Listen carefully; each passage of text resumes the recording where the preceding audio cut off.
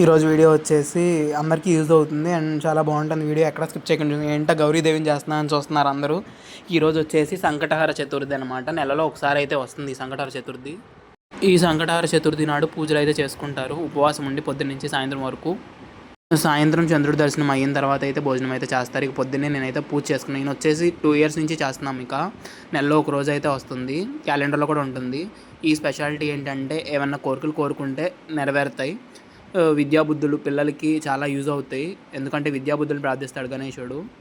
ఏంటంటే ఉదయాన్నే లేచి తలస్నానం చేసి పూజ అయితే చేసుకున్నాను. ఈవినింగ్ కూడా చేసుకోవాలి. ఈవినింగ్ వచ్చేసి నేను మార్నింగ్ కాలేజ్కి వెళ్ళాలని లేట్ అవుతుందని చెప్పి మార్నింగ్ వచ్చేసి అట్టిపళ్ళు, సపోటా కాయలు, కొబ్బరికాయ అయితే కొట్టేసి నేను మార్నింగ్ పూజ చేసుకుని వెళ్ళిపోయాను. ఇక ముడిపు అయితే కట్టుకోవాలి. మార్నింగ్ పూటే బియ్యము 1 రూపాయి బిల్ల వేసుకుని కట్టుకోవాలి ముడిపి. మన కోరికను కట్టుకోవాలి. ఇక ఈవినింగ్ వచ్చాక ఇక స్నానం చేసేసి అయితే ఇక సలివిడి వడపప్పు పాలతో సేమియా అయితే చేశాను. ఇక ఆ 2 దేవుడికి ప్రసాదంగా పెట్టేసాను. ఇక అట్టిపళ్ళు తెచ్చేసి అట్టిపళ్ళు పూలతో అన్ని డెకరేషన్ చేసి ఇక అక్కడైతే పెట్టేశాను దేవుడికి.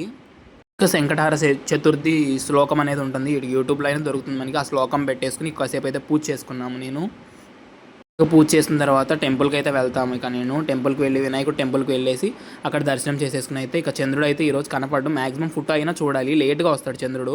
ఇక చంద్రుడికి ఫోటో చూసి ఇక బియ్యం అయితే వదలాలి.